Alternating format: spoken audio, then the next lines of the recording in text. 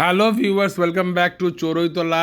আজকে দারুণ একটা জিনিস আপনাদেরকে দেখাবো, গয়নাবড়ি, যেটা এই বঙ্গে ওই বঙ্গে দুই বঙ্গেই আছে। তবে এটার চর্চা অনেক বেশি কলকাতাতে হয়, আর কলকাতা তারাই এই কালচারটাকে ধরে রেখেছে। আমি বলবো এটা বাঙালি সংস্কৃতির একটা এমন একটা অংশ যেটা আমাদের রুচিকে বহন করে। আর কলকাতা থেকে কষ্ট করে এই ভিডিওটি আমাদের চড়ুইতলার জন্য পাঠিয়েছেন আমার বান্ধবী পৃথা পাল। তাকে অসংখ্য অসংখ্য ধন্যবাদ।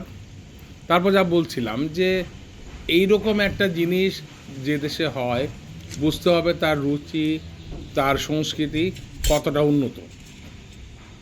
এটা যেমন শুধু সুখাদ্যই নয়, এটা আমাদের রুচিরও প্রকাশ। একই রকমভাবে এরকমভাবে তুলনীয় আরেকটা জিনিস হয় আমাদের এবার বাংলায়, সেটা আমি বলবো ফুল পিঠা বা নকশি পিঠা।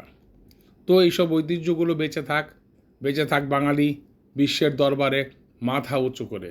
সবাইকে অসংখ্য ধন্যবাদ জানিয়ে শেষ করছি। আল্লাহ হাফেজ।